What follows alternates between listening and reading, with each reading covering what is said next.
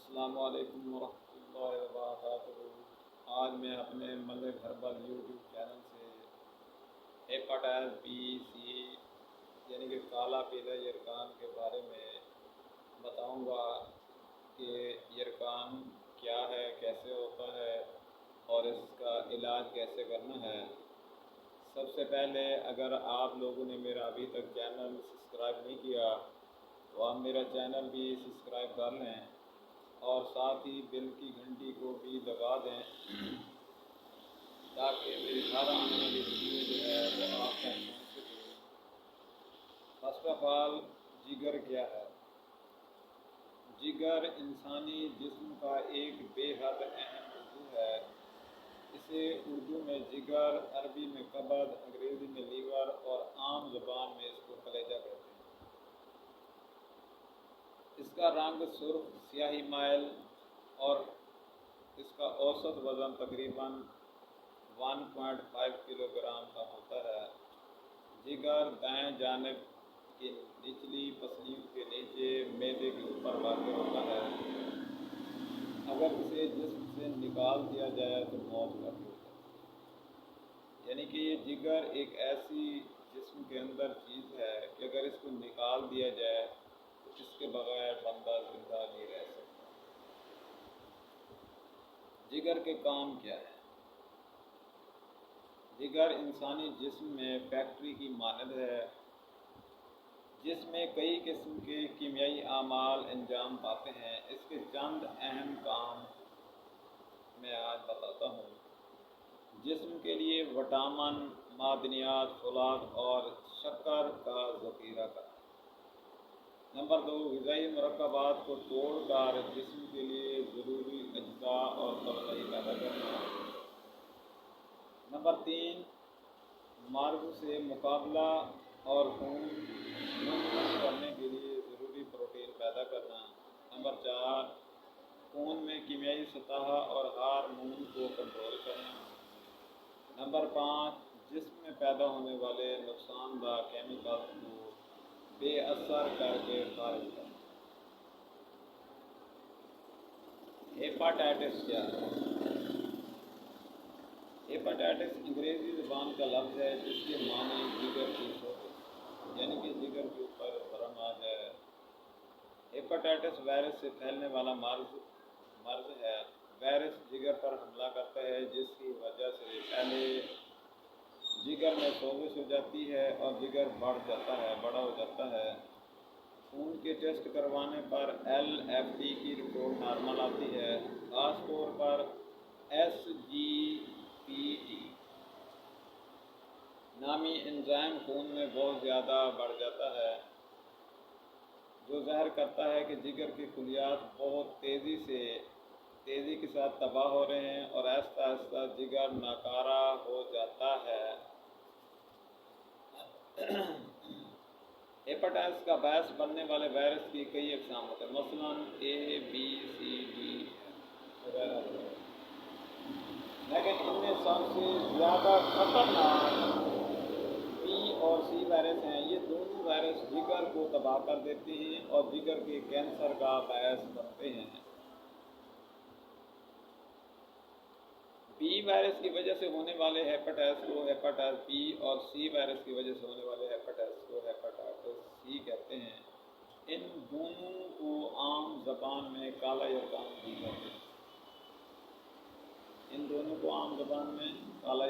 کہتے ہیں۔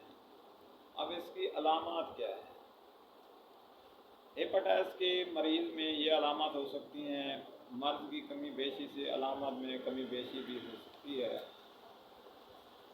تھکن اور سستی رہنا، سر درد، ذہنی پریشانی، یادداشت کی کمی، بد ہضمی، بھوک کی کمی، متلی کے اور معدہ اور جگر کے مقام پر درد ہونا، وزن میں کمی ہونا، بخار رہنا، ہاتھ اور پاؤں جلن، سر درد، گھبراہٹ، کبھی اسہال، کبھی قبض ہو جانا، جسمانی کمزوری، جسم پر خارش ہونا، آنکھوں کے گرد ہلکے پڑنا، چہرے کی رنگت زرد یا سیاہ ہو جانا، چڑچڑاپن، سخت جلن اور گرمی کا احساس ہونا، جسم درد کرتے رہنا، सांस फूलना, खून की के आना, स्याह रंग का पकाना आना वगैरह वगैरह। हेपेटाइटिस बी सी के नुकसान क्या है, इसके काले यरकान के नुकसान क्या है?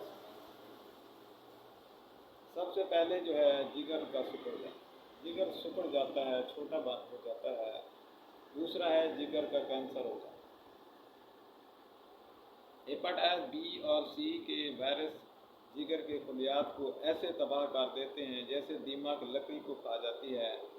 ऐसी सूरत में जिगर के खलियात तबाह होकर ऐसे खलिए बनना शुरू हो जाते हैं जिनको फाइब्रोब्लास्ट कहते हैं। इनकी मिकदार जब जिगर में बढ़ जाती है तो फिर ये फाइब्रोब्लास्ट सिकुड़ने लगते हैं और इनकी लपेट में जिगर के दूसरे सेहतमंद खलिए भी आ जाते हैं।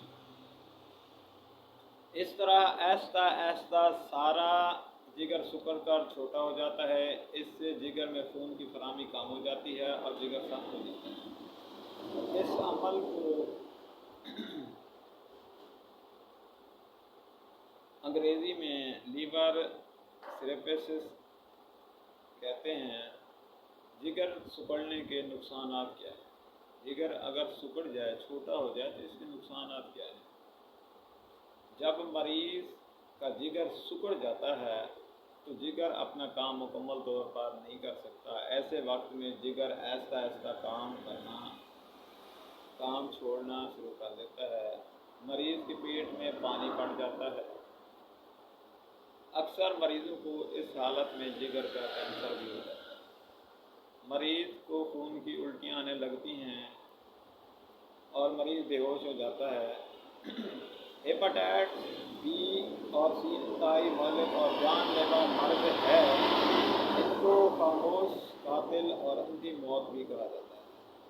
हेपेटाइटिस बी और सी का इलाज और जदीद तिब जदीद में सारी दुनिया में अभी तक हेपेटाइटिस बी और सी का ऐसा 100% कामयाब इलाज प्राप्त नहीं किया जा सका जो कि इस मर्ज में मुब्तला में हर मरीज़ को शफा याब कर सके। बेशुमार ऐसे लोग देखने में आते हैं जिन्होंने जदीद मरवजा तरीका इलाज के तहत लाखों और करोड़ों रुपए इलाज पर खर्च किए लेकिन शफा याब नहीं हो सके।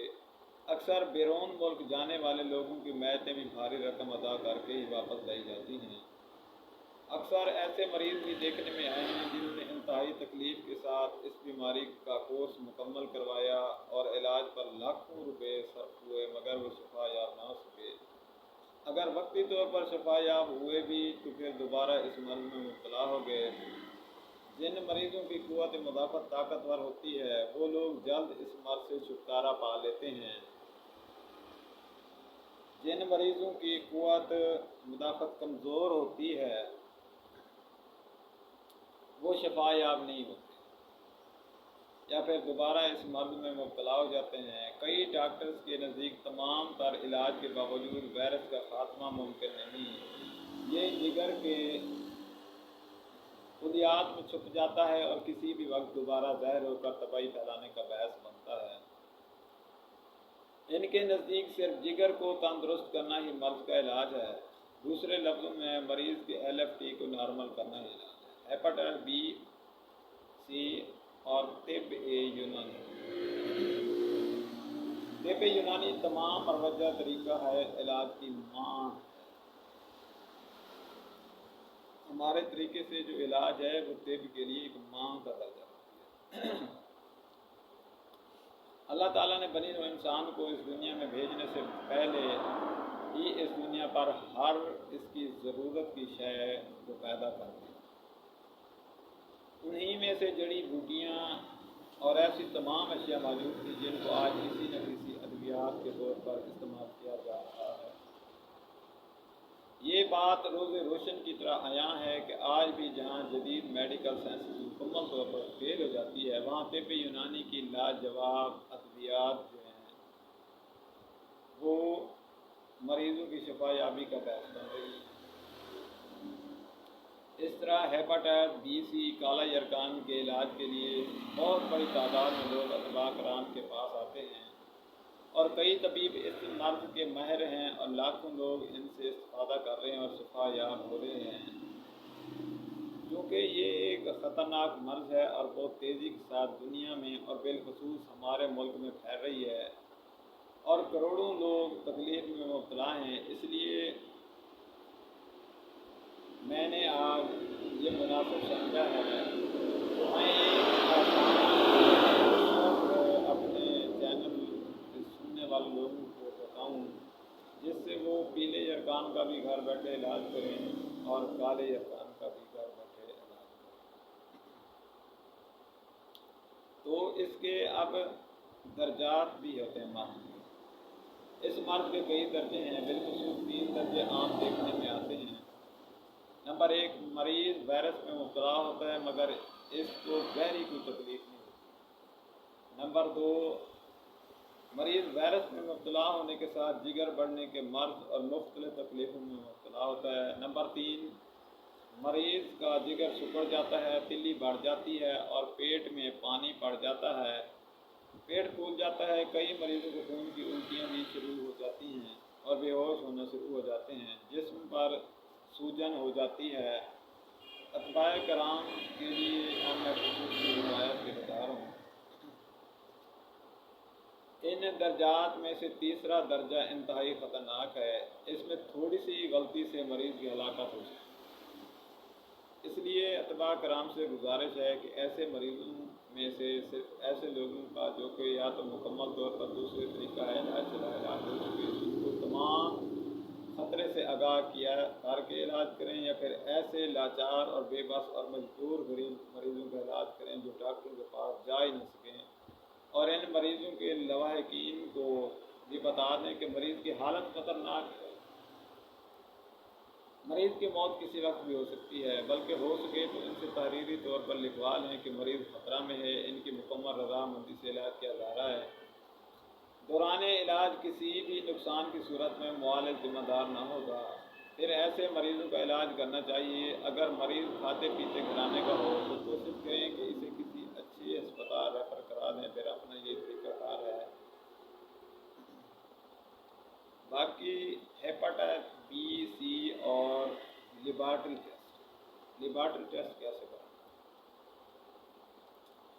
ہیپاٹائٹس کے علاج کا تمام تر دار و مدار لیبارٹری ٹیسٹوں پر ہوتا ہے۔ ٹیسٹ ہمیشہ کے لیے اچھی لیبارٹری سے کروائیں، عام لیبارٹری کے ٹیسٹ قابل اعتبار نہیں ہوتے ہیں۔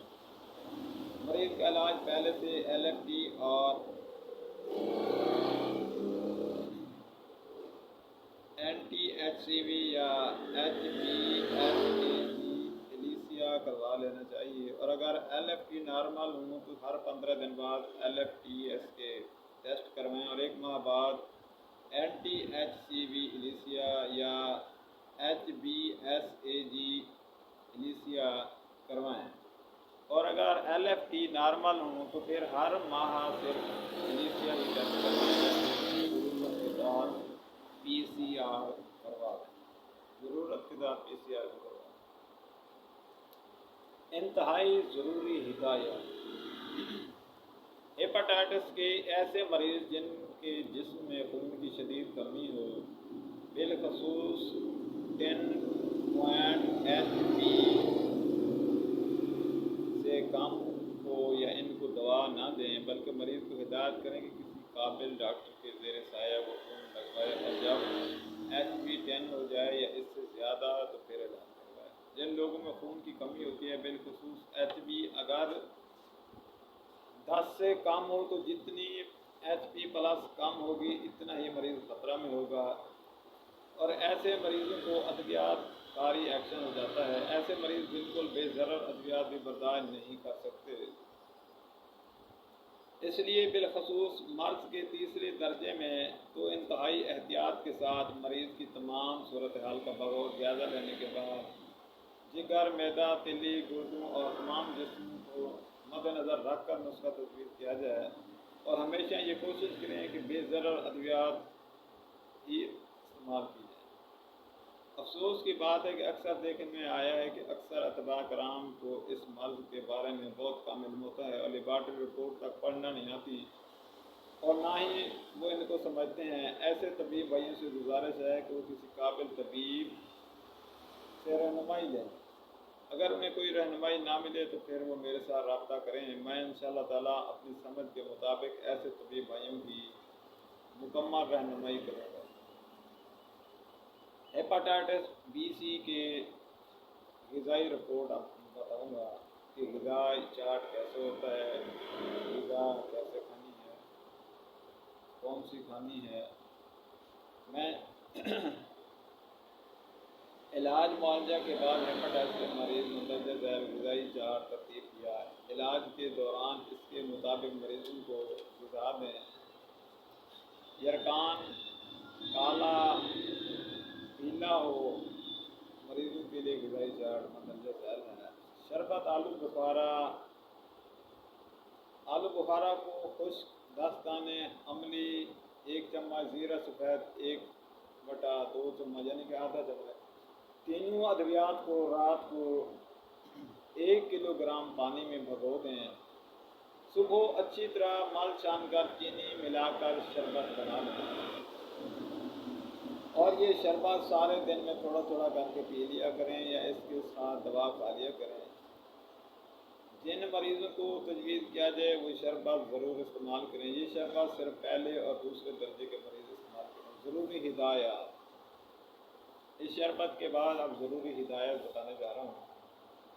نمبر 1، اگر کسی مریض کو دوا کے دوران استعمال پاخانے زیادہ ہیں تو سلکا اسپغول 1 چمچ دن میں 3 بار پانی کے ساتھ یا شربت آلو بخارا میں ملا کر پی لیا کریں۔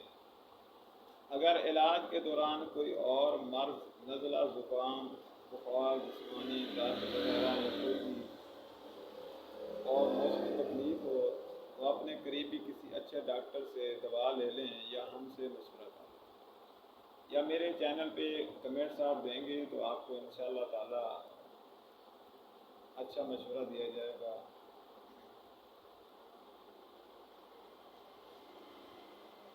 نمبر 2، ناشتہ جو کا دلیا لے کر رات کو تھوڑے سے پانی میں دھو کر بھگو دیں، صبح اسی پانی میں پکا لیں، اچھی طرح گل جائے تو اس میں تھوڑا سا دودھ بغیر ملائی کے ڈال کر دلیا تیار کر لیں اور شہد یا چینی کے ساتھ میٹھا کر کے کھا لیں۔ سبزیاں اور خوراک، ٹنڈے، کدو، بھنڈی، توری، مونگرے، گاجر، پیٹھا، مولی، پتو سمیت پکا لیں۔ شلجم، اروی، دال ماش، دال مونگی، کابلی چنے، چاول ابلے ہوئے، گجریلا، کھیر، کسٹرڈ، دودھ، جلیبی، بالائی کے بغیر دودھ میں بنے ہوئے ڈبہ روٹی، رس کھا سکتے ہیں۔ کھانا بنانے کے لیے صرف کنولا ہے، تھوڑی مقدار میں استعمال کریں، کھا لیں۔ میٹھا انار، امرود، گرما، سردا، بور، موسمی، مالدہ، انار، پپیتا، تربوز، پھٹ، خربوزہ، سیب، کیلا، لیچی، میٹھا آڑو ناشپاتی کھا سکتے ہیں۔ مشروبات کون سے یعنی کہ شربت کون سے پی سکتے ہیں؟ روح افزا، شربت سنبل، شربت کدوری، لسی، ستو، دودھ، سوڈا، گنے کا رس، سیب کا جوس، اسپرائٹ، گائے کا دودھ بلائی اتار کر، بکری کا دودھ، اونٹنی کا دودھ بھی پی سکتے ہیں۔ اور کچی لسی یعنی کہ دودھ گرم کر کے اس میں پانی ڈال دیں، اس کو کچی لسی کہتے ہیں، یہ کچی لسی بھی پی سکتے ہیں بنا کے۔ ارکیات، ارک مکو، ارک سونف، ارک کاسنی برابر ملا کر 1 کپ صبح، دوپہر، شام پی لیا کریں۔ ارک صرف وہ مریض استعمال کریں جن کے جسم پر سوجن ہو، یعنی کہ جن کا جسم پھول جائے، یہ وہ استعمال کر سکتے ہیں ارک وغیرہ۔ مسالہ جات، بڑی الائچی، زیرہ سفید، خشک دھنیا، مرچ سیاہ برابر وزن لے کر باریک پیس کر رکھ لیں اور اپنے سالن میں صرف یہ مسالہ ڈالیں۔ نمکیات، عام مریض معمولی مقدار میں نمک استعمال کر سکتے ہیں، لیکن جن مریضوں کے جسم پر سوجن ہو یا ان کے پیٹ میں پانی پڑ چکا ہو وہ نمک کا استعمال ہرگز نہ کریں۔ یعنی کہ جن مریضوں میں کے پیٹ کے اندر پانی پڑ چکا ہو، سوجن بھی ہو چکی ہو، تو وہ نمک بالکل استعمال ہی نہ کریں، نمک ان کو نقصان دے گا۔ بلکہ پنسار، جس طرح میرا، کیونکہ آپ دیکھ رہے ہیں پنسار بھی ہے، آپ کے یہاں بھی پنسار ہوگا، تو پنسار کی دکان سے جو کھار خرید کر باریک پیسنے اور سالن پکا کر کھاتے وقت سالن میں نمک کی جگہ ذائقے کے لیے ڈال لیا کریں۔ جو کھار یرکان کے مریضوں کے لیے نمک کا بہترین بدل ہے، کیونکہ میرا دوا خانہ ہے اور پنسار ہمارے پاس جو کھار ایک نمک ہوتا ہے جو کہ کالے یرقان والوں کے لیے، وہ جب بھی کھانا پکائیں سالن وغیرہ اس میں بھی جو کھار ڈالنی ہوتی ہے۔ اب میں اس کا اصولی علاج بتانے جا رہا ہوں کہ اس کا اصولی علاج کیا ہے، یعنی کہ اس کا نسخہ کون سا استعمال کرنا ہے اور کیسے کرنا ہے، یہ میں آپ کو آج بتانے جا رہا ہوں۔ تو سب سے پہلے آپ کو میں آج بتاؤں گا کہ پیلا یرقان کا علاج کیا ہے، کیونکہ کالے پیلے کا میں نے بتانا ہے۔ تو پیلا یرقان جو ہے اس کے لیے نوشادر 1 تولہ، کلمی شورہ 1 تولہ، رحمت خطائی 1 تولہ، یہ تینوں برابر وزن ان کا سفور بنا کے صبح و شام آدھا چمچ شربت بزوری کے ساتھ لینا ہے۔ یہ تقریباً آپ 40 دن تک لیں گے، انشاءاللہ تعالیٰ آپ کا پیلا یرقان ختم ہو جائے گا۔ اور ایک نسخہ اور بتانے جا رہا ہوں ابھی، افسنتین، نوشادر، کلمی شورہ، فلفل سیاہ، مستگی رومی، رحمت خطائی، گل غافص، سنبل طیب، یہ بھی ہم وزن ہونی چاہیے۔ ان کا سفور بنا کے صبح و شام جو ہے یہ پانی کے ساتھ 6 ماشا دوا استعمال کرنی ہے۔ یہ 3 ماہ تک استعمال کرنی ہے، انشاءاللہ تعالیٰ کالا پیلا یرقان یہ سارے ختم ہو جائیں گے۔ اب میں آپ کو ایک نسخہ اور بتانے جا رہا ہوں جس کا شربت بنانا ہے۔ نسخہ بتانے سے پہلے شربت بنانے کا آج میں آپ کو طریقہ بتاتا ہوں کہ شربت جو ہے وہ کیسے بنایا جائے، کیونکہ شربت بنانے کا طریقہ جو میں آج بتا رہا ہوں وہ ایک آسان طریقہ ہے۔ وہ یہ ہے کہ جس چیز کا بھی ہم نے شربت بنانا ہے، جس کام کے لیے بھی، رات کو جو ہمارے پاس نسخہ ہے اس کو پانی میں بھگو دینا ہے۔ پانی کم سے کم 2-3 کلو ہونا چاہیے۔ صبح کو وہی پانی جو ہے آگ پر چڑھا دینا ہے۔ جب وہ پانی آدھا کلو رہ جائے، 2 کلو والا آدھا کلو رہ جائے تو اس کو چھان کر اس میں چینی ڈالنی ہے، چینی کا قوام بنانا ہے۔